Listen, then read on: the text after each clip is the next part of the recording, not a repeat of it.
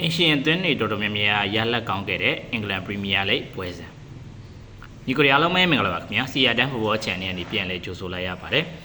ကျွန်တော်ညကတော့အင်္ဂလန်ပရီးမီးယားလိဂ်ပွဲစဉ်တွေကစားသွားခဲ့တယ်ပေါ့နော်အဲ့တော့ဒီညကစားခဲ့တဲ့ပွဲစဉ်တွေမှာဆိုလို့ရှိရင်အင်ရှင်အသင်းတွေတော်တော်များများနိုင်ပွဲရခဲ့တယ်မနိုင်ဘူးဆိုလို့ရှိရင်တော့သူတို့တည်ကြခဲ့တဲ့ပွဲစဉ်တွေဆိုပါစို့အက်စတွန်ဗီလာဆိုလို့ရှိရင်နိုင်တယ်ဗျာပြီးရင်ဘုံမောက်ဆိုလို့ရှိရင် Chelsea ကိုတည်ကြအောင်ကစားခဲ့တယ်ပြီးရင် Leeds United ဆိုလို့ရှိရင်လည်း Liverpool ကို 3-3 တည်ကြအောင်ကစားခဲ့တယ်အဲ့တော့ Ancient တွေရလက်ကောင်းတဲ့သတင်းပတ်လို့ပြောရမယ်ပေါ့နော်အဲ့တော့တစ်ဖက်မှာအသင်းကြီးတွေဖြစ်တဲ့ Arsenal ရှုံးခဲ့တယ်အမှတ်လျော့တယ် Chelsea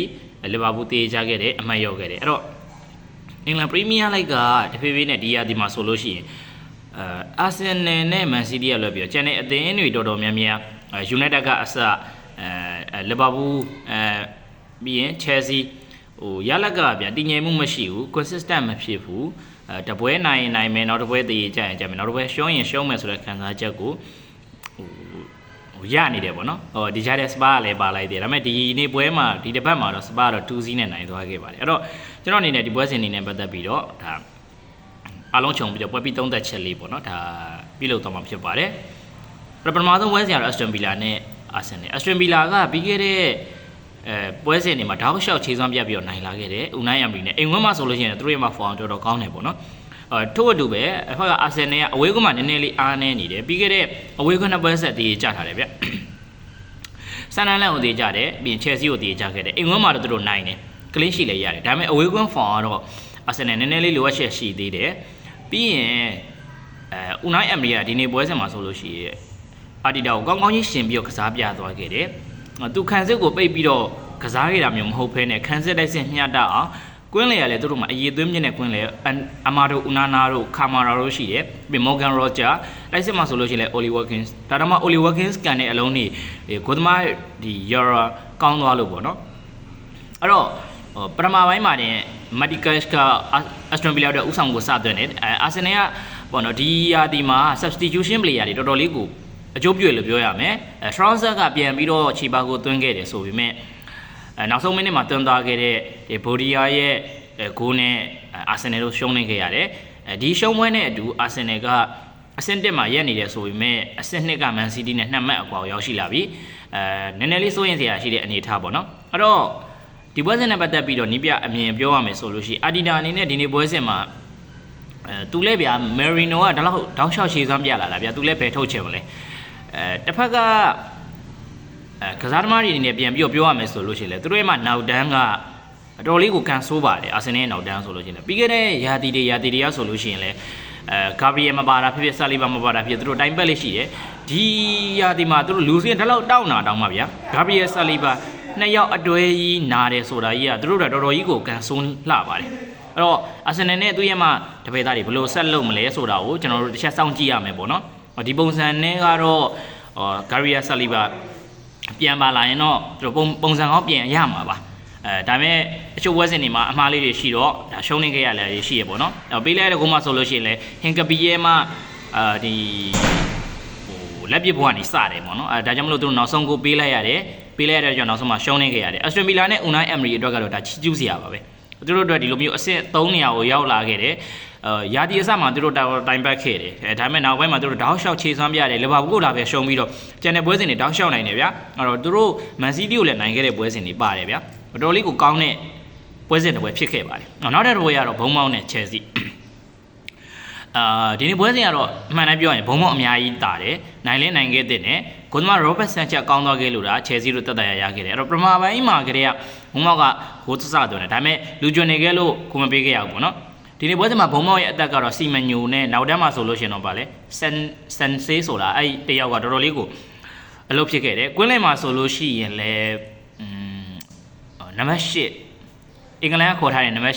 8နာမည်ကတော့နည်းနည်းလေးမေ့နေလို့အဲ့ပလေယာလေးတော်တော်လေးကိုကောင်းတယ်နောက်ထပ်ဘောလုံးဆင်းယူတာတွေဘောလုံးဒီဆွဲပြေးမှုတွေတော်တော်လေးကိုကောင်းခဲ့တာကိုတွေ့ရတယ်ပေါ့နော်အဲ့တော့ Chelsea ဘက်မှာတော့နီးပြကြောင်မဲလားကစားသမားတွေကိုယ်တိုင်ရပဲအဲ့လိုကစားကျင်တာလားတော့မသိဘူးကို့ဘက်မှာသူ့ရဲ့မှာ left wing ကစားနေခဲ့တယ်အဲ့တော့ ကျွန်တော်တို့ကဗျာပုံမှန်ဆိုလို့ရှိရင်ကိုပါမာကို right wing မှာမြင်ရ right wing ဆိုတာ RAM နေရာဒါမှမဟုတ်ရင် central attacking midfield နေရာမှာမြင်ရတာဗျာဒီနေ့ပွဲစဉ်မှာကိုပါမာကိုကျွန်တော်တို့ left side တစ်ဖက်လုံးကြီးမှာပဲမြင်နေရတယ်ဒါကကိုပါမာရဲ့အရေးသွင်းကိုလည်းကြာဆင်းစေခဲ့တယ်လို့ထင်တယ်တစ်ဖက်ကပြန်ကြည့်မယ်ဆိုရင်ကိုပါမာကဒဏ်ရာနေပြန်လာတာမကြသေးဘူးဒါကြောင့်မလို့ဒီနေ့ပွဲစဉ်မှာသူခြေစွမ်းမပြနိုင်တာလည်းဖြစ်ကောင်းဖြစ်လိမ့်မယ်ဒါပေမဲ့တော်လေးကိုအဆင်မပြေခဲ့ပါဘူးနောက်ထပ်တစ်ချက်က Chelsea ရဲ့တိုက်စစ်ကဒီပုံစံနဲ့ကအလုံးမဖြစ်ပါဘူးဒီလက်ပဲဖြစ်ဖြစ် John Patrol ပဲဖြစ်ဖြစ်ဒီ lab ဆိုလို့ရှိရင်လည်းဗျာဘာဖြစ်သွားလဲမသိဘူးသူ inpush down မှာကမစိုးတဲ့အနေထားမှာရှိတယ်ဒါပေမဲ့ Chelsea level နဲ့ကြိုက်တဲ့ player လို့မခံစားဘူး Maggie Yu ကတော့သူ့အပြစ်တော့မဟုတ်ဘူးဒါပေမဲ့သူလည်း Chelsea နဲ့ထိုက်တန်တဲ့ player လို့ကျွန်တော်တော့မမြင်ဘူးပေါ့နော်အဲ့တော့အခါလေးဒီနေ့ပွဲစဉ်မှာဆိုလို့ရှိရင်Enzo Fernandez တို့ဒီ John Patrol ရဲ့လောက်ရက်တွေကလည်းနည်းနည်းမေးခွန်းထုတ်เสียရှိရဗျာအဲ့တော့ပေးเสียလူပေးเสียရှိတော့မပေးဘူးအဓိကတော့ဒီ Patronato မပေးတာတော့ပြီးသွားရင် Patronato စီကဘောလုံးတွေအရင်အပြက်များတာတွေပြီး extra ဘောင်းထဲတာနောက်ကျတာတွေဒါတွေကလည်းရှုံးသွားစေခဲ့တယ်လို့sorry တေးကျသွားစေခဲ့တယ်လို့ထင်တယ်ဒီနေ့ပွဲစဉ်မှာတော့ Chelsea ဘက်ကကောင်းတဲ့ player ရောရှိပါတယ်ဒါကတော့ဒီ Robert Sanchez ပေါ့နော်အဲ့တော့သူအနေနဲ့တိုစင်တို့ဘာရီယာရှိတော့မဟုတ်ဖ ೇನೆ ချာလိုဗာတို့ဖိုဖာနာတို့ဆိုလို့ရင်သူစိတ်ချရတဲ့ပုံစံမျိုးဒါမြင်ခဲ့ရတယ်ပေါ့နော်အဲ့တော့အမှန်တကယ်ဆိုလို့ရှိရင်အာဆင်နယ်အမှတ်ရောက်တဲ့အချိန်မှာသူတို့အမှတ်ကတ်ရမယ်အနေထားဒီ6မှတ်လားမသိဘူးကတ်ရမယ်အနေထားထင်တယ်အဲ့ဒါကိုသူတို့အမှတ်အခွင့်အရေးမယူနိုင်ခဲ့ဘူးနောက်ဆုံးမှတော့တေးတမှတ်ပဲရခဲ့တယ်ပေါ့နော်ဒါတော်လေးကိုနစ်နာတဲ့တရေပွဲပေါ့နော်အဲ့တော့ဒီလိုမျိုးရလက်ကဘယ်ကနေစလာလို့ပြောရလဲဆိုရင်အမှန်တကယ်တော့ Leeds United ပွဲစဉ်မှာမလိုလားအဖက်နဲ့ရှုံးသွားခဲ့တယ်အဲ့ဒီပွဲစဉ်ကနေစခဲ့တယ်အဲ့တော့ Enzo Maresca အကြောင်းလို့ပဲ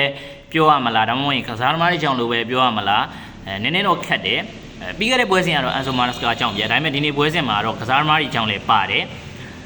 အဓိကတော့တိုက်စစ်ကစားပုံပေါ့နော်အဲ့တော့ Garnacho ဆိုလို့ရှိရင်လည်းသူတိုးတော့တိုးနေတယ်ဒါပေမဲ့မတိုးနိုင်ဘူးပြန်တယ်တိုးကြီးတစ်ဖက်ကြောင်မွေးလည်းသူမလုံနိုင်ဘူးအဲ့တော့ဒီနေ့ပွဲစဉ်မှာဆိုလို့ရှိရင်နည်းနည်းရုပ်ပေါက်တဲ့အချက်ကကော်နာတောင်တစ်ချိန်မှမရခဲ့ဘူး Chelsea ကအဲ့တော့ဒါတော်လေးကိုစိုးရင်စရာအနေထားပေါ့နော်အဲ့တော့နောက်လာမယ့်ပွဲစဉ်တွေတော့ကတော့Chelsea အနေနဲ့ဒါကျွန်တော်ဂျာပရိသတ်တယောက်အနေနဲ့တိုက်တဲ့ challenger အနေနဲ့မဟုတ်ဘဲနဲ့ဒီလိုမျိုး top 4အတွက်ကိုပဲဦးစားပေးသင့်တယ်လို့ထင်တယ်Chelsea ရဲ့အားနည်းချက်ကနောက်တန်းနဲ့မဟုတ်ဘဲနဲ့တိုက်စစ်ပါရိုက်ခတ်လာပြီလို့ထင်တယ်ပေါ့နော်နောက်ထပ်ကျွန်တော်ပြောချင်တဲ့ချက်ကကိုက်စီရောမပိုင် Chelsea ရဲ့ကွင်းလေက Enzo Fernandez လောက်ပိုင်ကွယ်တော်တော်လေးနည်းပါတယ်ပုံမှန်ဆိုလို့ရှိရင် Enzo Fernandez ကရှစ်ထိလိုက်ပြီးကစားတယ်ဂိုးတွေတက်ပြီးတော့သွင်းမိမယ်ဒီနေ့ပွဲစဉ်မှာသူနောက်မှာပဲအထိုင်များခဲ့တယ်ဒါတစ်ဖက်ကဘုံမောက်ကရှစ်ထိတော်တော်လေးကိုpress ပေးပြီးကစားတာကြောင့်လည်းပါရင်ပါမှာပေါ့နော်အဲ့တော့ဘယ်လိုဖြစ်ဖြစ်ပါကိုက်စီလိုပြန်ပါလာမယ်ဆိုလို့ရှိရင်တော့အနေထားတစ်ခုတော့ပြန်ရောက်လာလိမ့်မယ်လို့မျှော်လင့်ပါတယ်အဲ့တော့ဒါတော့ကျွန်တော်အာဆင်နယ်နဲ့ Chelsea ပွဲစဉ်နှစ်ပွဲအကြောင်းကိုပြောခဲ့တာလည်းဖြစ်ပါတယ်ဗီဒီယိုလေးရှည်သွားတဲ့အတွက်ကြောင့်နောက်လာမယ့်နောက်ပွဲစဉ်တွေကိုကျွန်တော်နောက်ဗီဒီယိုတစ်ခုမှပဲထပ်ပြီးပြောပါမယ်ကျွန်တော်ရဲ့ channel လေးကိုစိတ်ဝင်စားရဆိုလို့ကျွန်တော် like and subscribe လေးပြုလုပ်ခဲ့ကြပါဦးကြည့်ရှုအားပေးခဲ့တဲ့ညီကိုတယောက်ချင်းတွေကိုကျေးဇူးအထူးတင်ရှိပါရစေခင်ဗျာ